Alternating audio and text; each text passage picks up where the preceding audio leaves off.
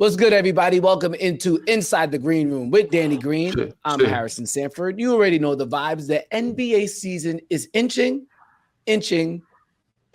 closer, and we are definitely going to break it down, as today we'll look ahead and give our three biggest questions heading into the NBA season. I will say, Danny, I'm happy that we are releasing our three most important questions in podcast format. Remember, you could listen to us on any of your podcast apps. And in YouTube format, remember, you could find us on YouTube. You could like, subscribe, and review, all that good stuff, whatever you have to do. But we're not releasing any of our content, DG, on Instagram Live. I think we're just going to avoid Instagram Live releases for opportunity. We've both been trying to figure out how to disable that for good. Not be able to have it as an option on our phone anymore. We don't ever need it. But this goes out to the people, that like to get on Instagram Live. We've seen time and time again the mistakes that have happened. Yeah. From in the bedroom, from in vehicles, in private own home. Gambling tables to, we've seen a lot of Instagram Lives go wrong. At this point, anybody in any professional sport and professional industry should find a way to disable. Just get it. Stay away from it. Stay away from Instagram Live. It's bad news, Bears. Bad news. You don't need Instagram Live if you're holding a firearm, i.e. John Morant. And you don't need Instagram Live if you are, as the kids would say, getting cheeks, as Shannon Sharp got exposed for doing over the past 24 hours. And pull the curtain back for our audience here, whether you're listening or you're watching. Danny and I were texting yesterday, and we were so curious as to how he was going to handle it.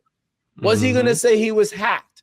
Was he going to be apologetic in a somber mood? Was he just going to play it off? And Danny, I would say, as it pertains to handling a quote unquote crisis, I don't think Shannon Sharp could have handled it any better. He did a great job. Top tier comeback. His bounce back was it was on point. You know what I'm saying? They was down 0-2, and then he came back and redeemed himself. But it said he handled it a professional way. Today's world, everybody knows what everybody does, right? And there's commercials now. You see ads for gambling, for Blue Chew, for enhancements of everything. So it's not a secret. And these are.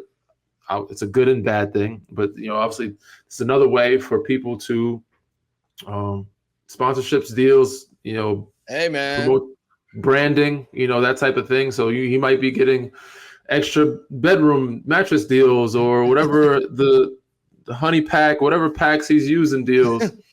I'm glad that we live in the world we are today, where things can be taken a little lighter hearted and that you can capitalize on even mistakes now. Not all mistakes need to be capitalized on, but yes, something like this, it's not something we wanted to hear or see or, be involved in. Yeah, but we were. Well, we were, and I don't think we wanted any of us to be involved in it. But it's just funny, because, hearing to some people, so most people, it's funny. To him, obviously, it's embarrassing. And at some point, he can be able to look back at it and laugh on it. But, it's something that we all do. It's just like when you catch somebody taking a dump.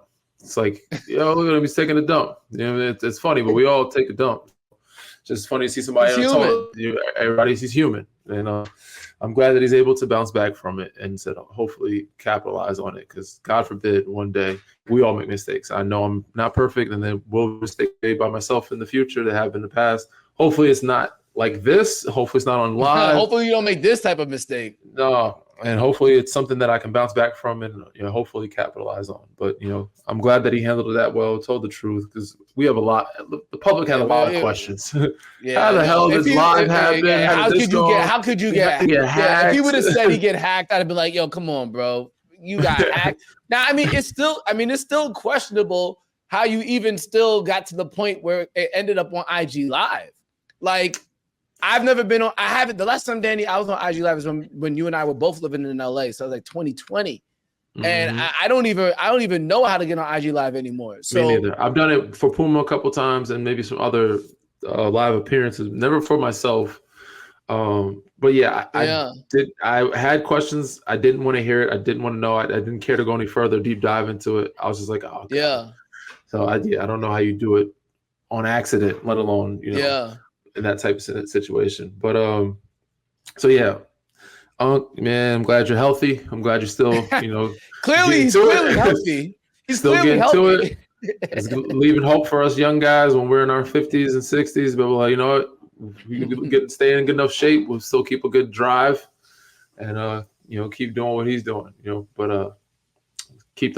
We don't want. I don't want to hear it anymore. I don't want to. Yeah. Everybody else out there, keep your bedroom activities to yourself. I don't know how, because it's just a weird way to look at people after that. Yeah, definitely gonna feel weird when you see it. I mean, again, it's good that he didn't run away. If he would have taken a 2-week break and then pop back on TV, it's the first thing you think of. Nah, just get it done and over with. Yeah, right away. Issue your apology. Make some light of it, because it is a funny moment. You better make fun of it.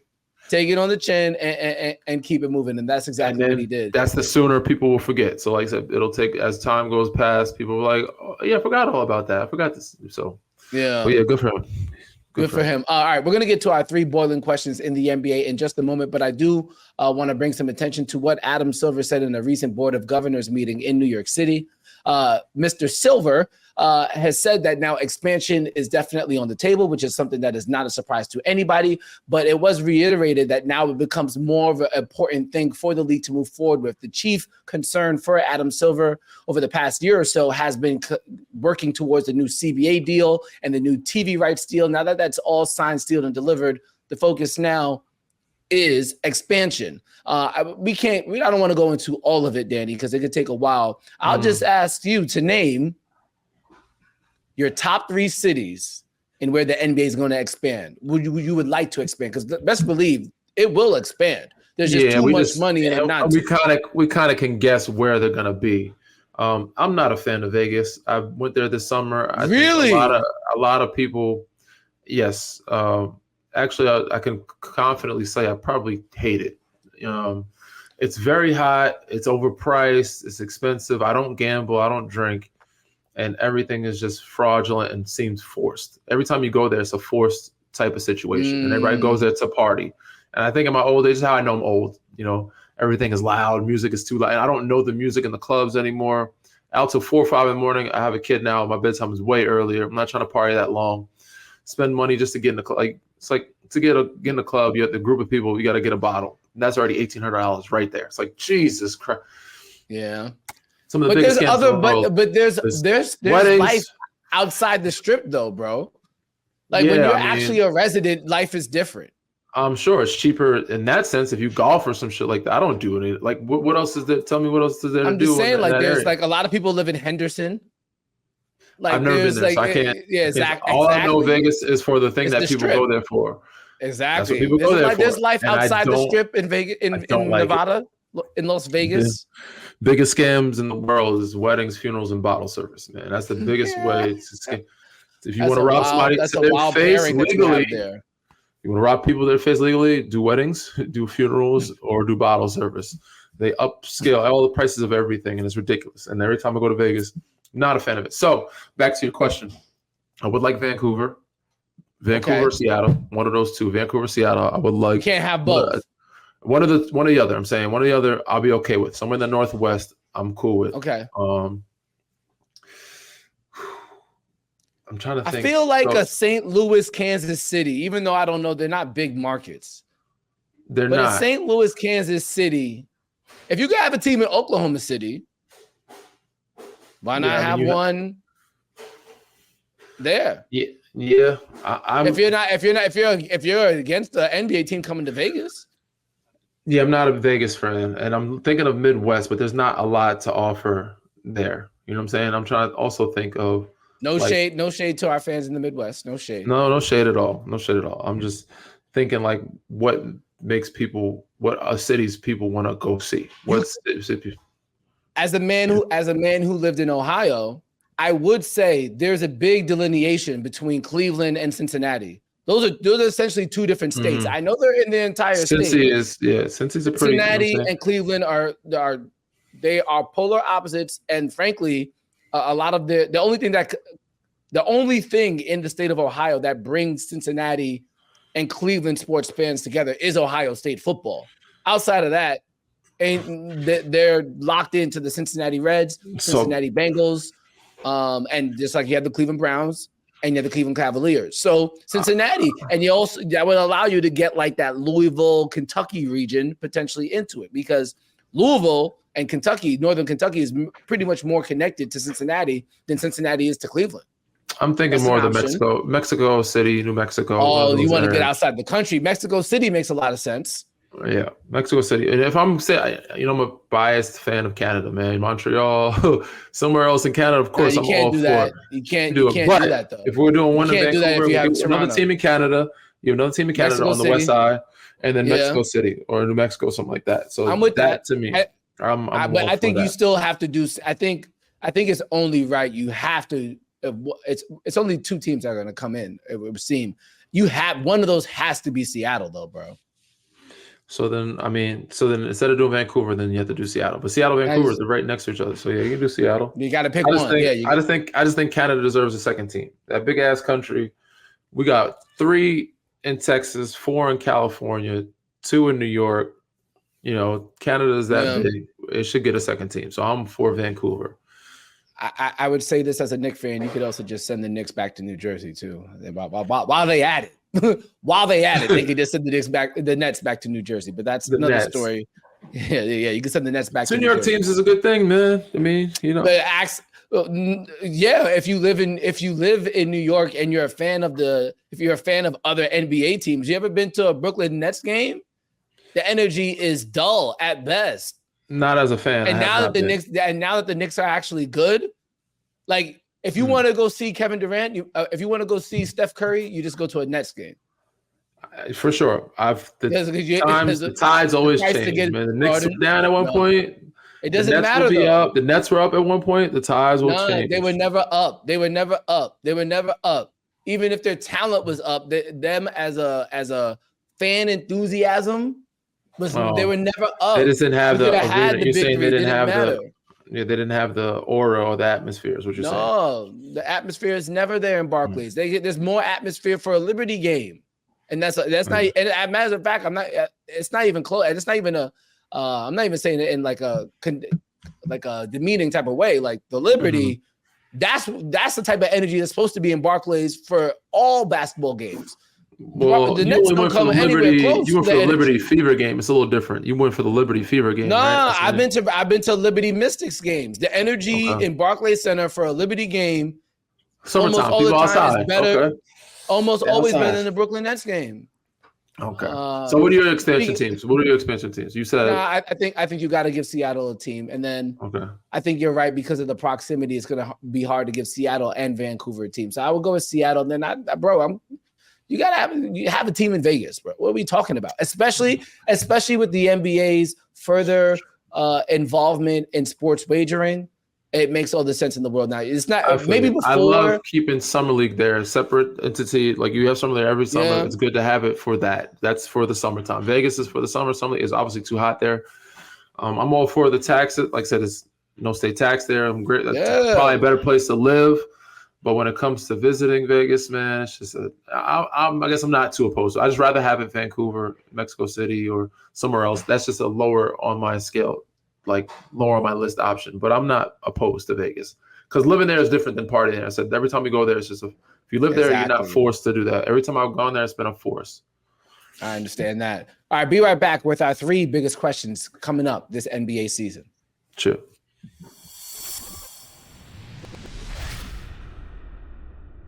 Back with Inside the Green Room with Danny Green. I'm Harrison Sanford. You guys already know the vibes. If you are watching us on YouTube, make sure you subscribe to us on your podcast app, particularly the Audacy app. And if you're listening to us on the go using your podcast app, you could also find us on YouTube as well. Like, subscribe, review, all the good things. We appreciate that.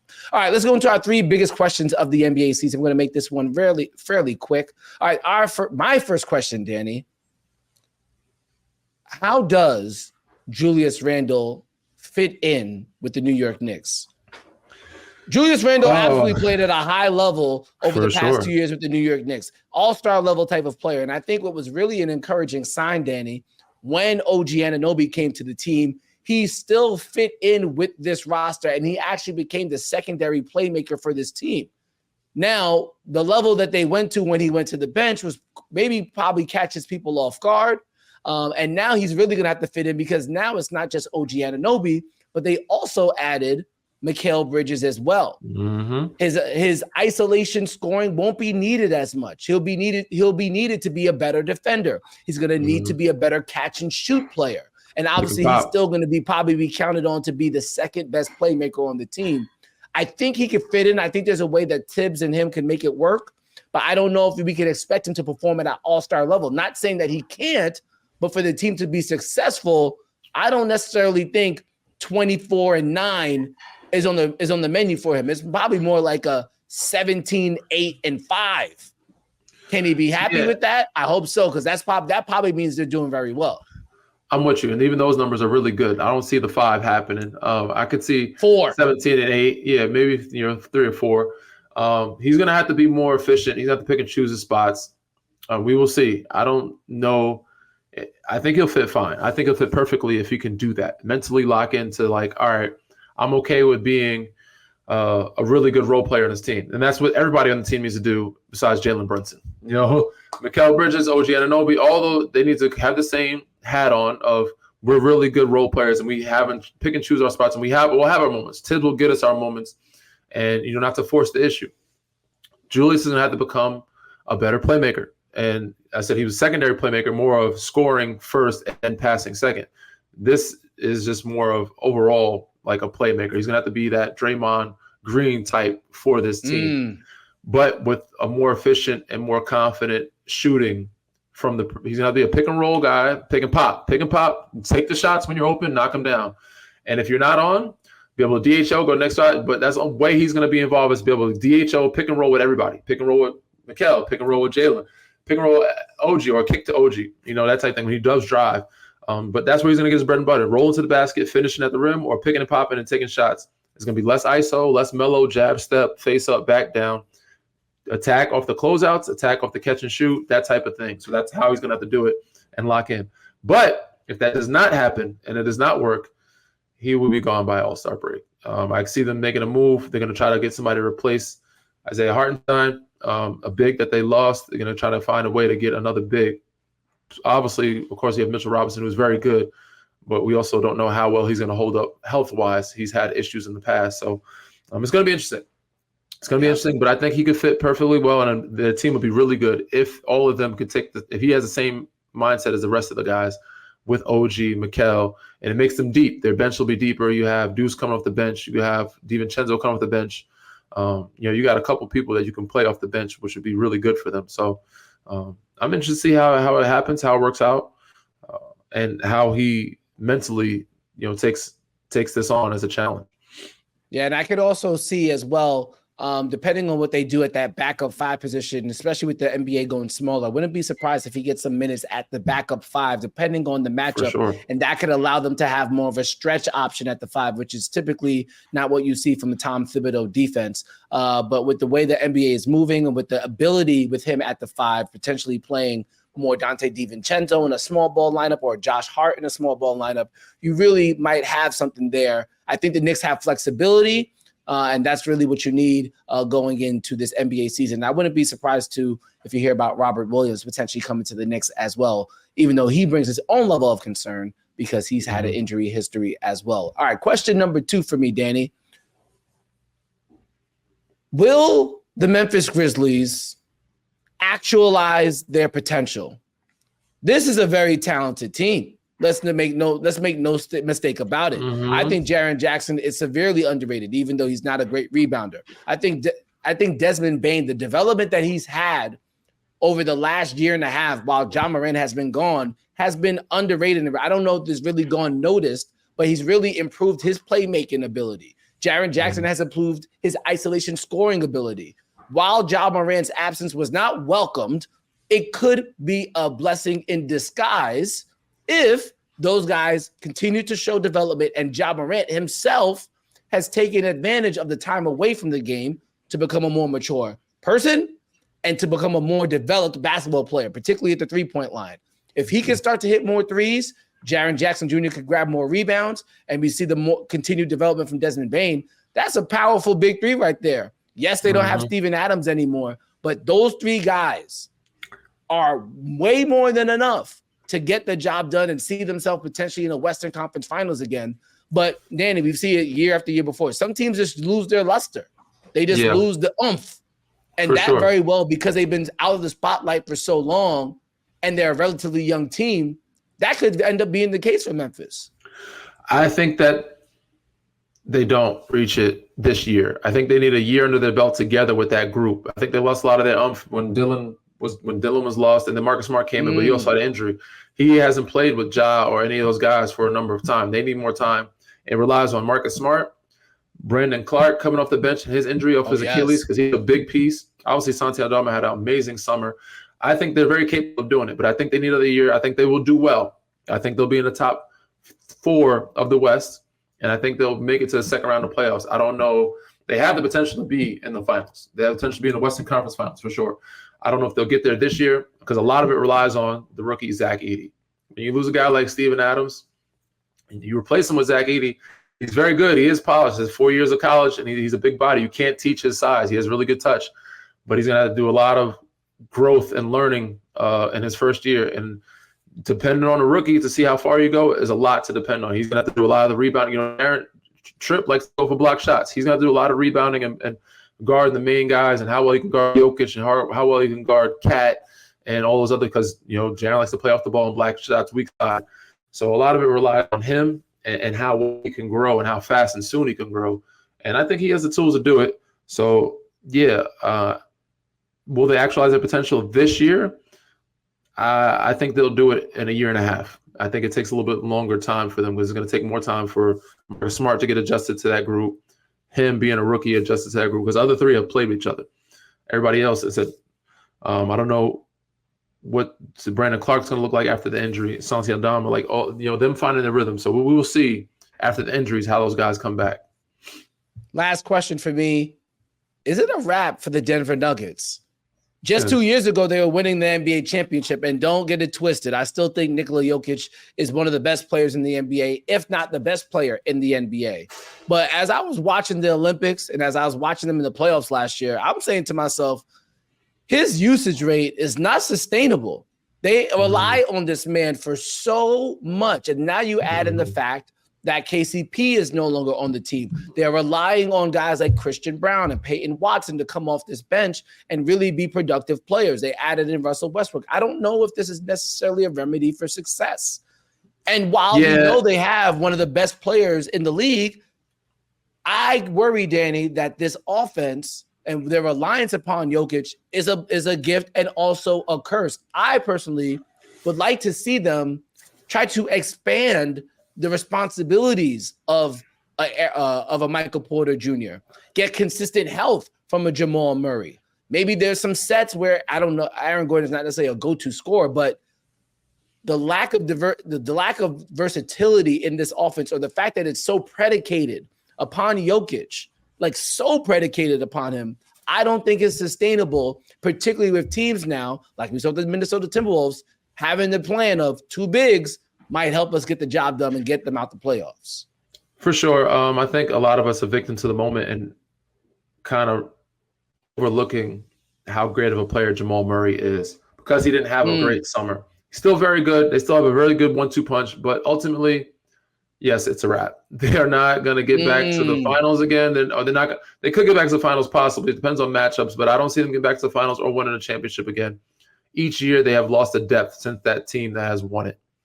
First year, you lose Jeff Green, you lose him off the bench. And Bruce Brown. You lose Bruce Brown off the bench. Now you lose KCP, you lose Reggie Jackson, you lose a lot of your backup pieces. They lost, who else did they lose from the first year? That was really good too. He was the first.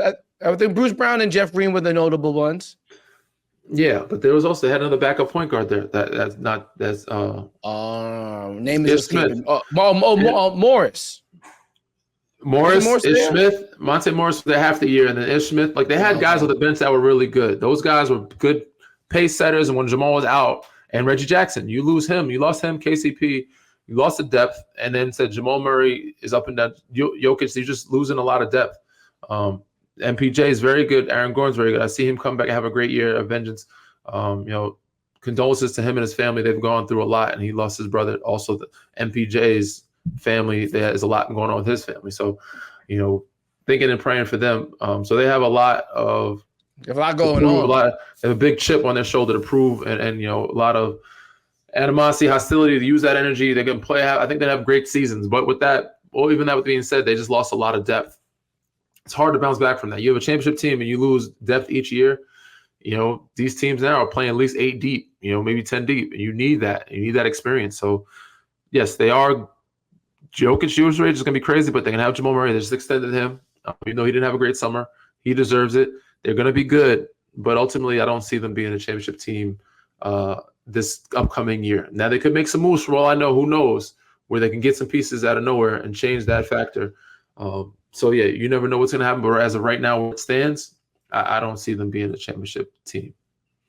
We got to get to Danny's 3 pressing questions. And in order to do that, you guys are going to have to come back next week. That is it for Inside the Green Room with Danny Green. I'm Harrison Sanford. Make sure you guys tune in next time.